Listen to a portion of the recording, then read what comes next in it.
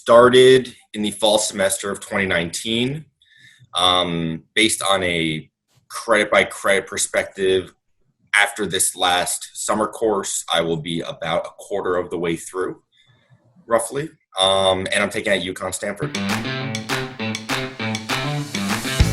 I wanted a change in career, not a drastic change, but I wanted to work more in an analytical role.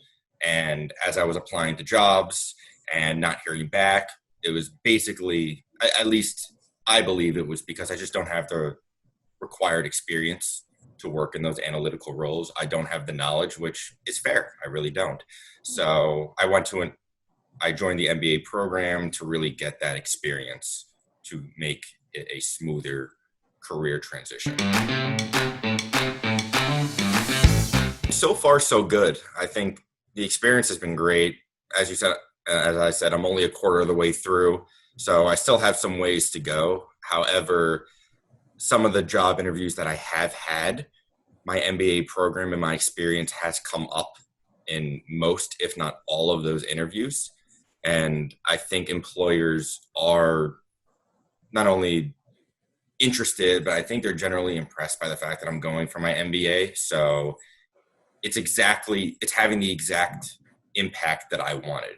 I wanted it to be better for job interviews, more options when I do apply for jobs. And the fact that employers find it impressive is really just icing on the cake. So far, so good, what I have to say. So I had 2 internships growing up with Morgan Stanley and Merrill Lynch.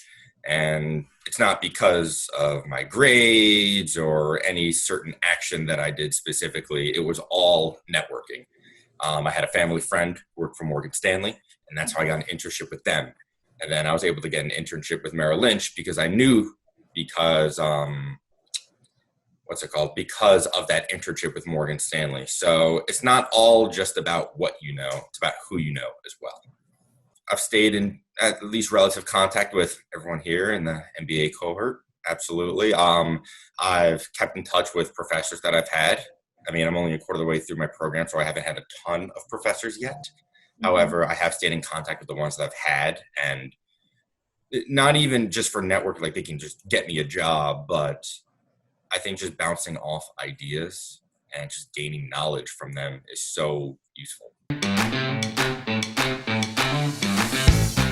That's a tough question. I'll tell you why. I mean, which class did I like the most because I felt it was the most useful to what I want to accomplish? There's a class I took called Statistics and Business Analytics, where we focus on this coding software called RStudio. It was a tough class, but those types of classes are exactly why I started going for my MBA, to learn things like that, to learn not specifically how to code, but to just understand those softwares and learn more about those statistical and analytical perspectives to a company. So I think that was my favorite class because I feel like it was the most beneficial for my future. And I really appreciated what it taught me. Right. I think it's an easy one. There's one big challenge. It's balancing work and school life. Easily. I mean, we, as you know, both of us are a part of the part-time MBA program, which doesn't mean we just want to take less classes. It means for the most part, we're all working individuals full-time, and then at night we take classes. So having that balance where I would normally come home, I work 9 to 6. At 6 o'clock, you're done for the day, you have dinner, you relax, and there you go. You do it all again tomorrow. Now, having that challenge where I come home at 6, I eat a really quick dinner, and then I immediately go to class from 7 to 10, and then I come home by 10:15 or so, absolutely exhausted. So that was definitely an adjustment period. I'm used to it now, but it's tough. Not going to lie, definitely tough. There's no secret answer for this. There's no straight answer. Going to class from 7 to 10 o'clock after a full day of work, that will never be easy. There's no way to cheat that. It will always be tough. However, with my schedule, what I normally do, I do a majority of my schoolwork during the weekends, preferably during the morning on a weekend. So Saturday and Sunday mornings is when I get most of it done.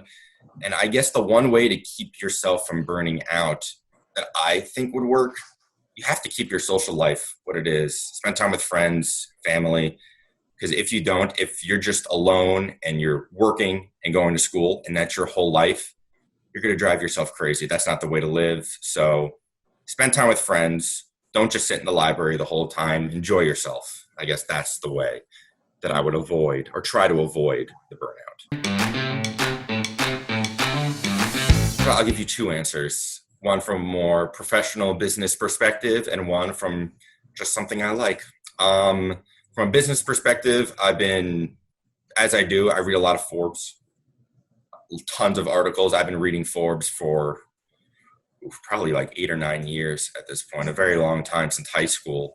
And just the articles that come through that, I'll email articles to my bosses at work. I'll take some and try to implement what I find out there into my normal life, which I actually read an article about about getting an MBA program and about data analytics. So it pushed me towards getting my MBA now. So from a business perspective, I'm still reading Forbes, and I read that all the time, and easily my favorite thing to read. Socially, just what I like to do for fun, I'm watching a show called Sons of Anarchy. Super popular. I'm sure you or anyone else watching has heard of this show. It came out a few years ago. I'm a little late to the ball game, I understand, but oh my goodness, it is about as good of a show as you're going to get. So if you haven't seen it, highly recommend. It's incredible.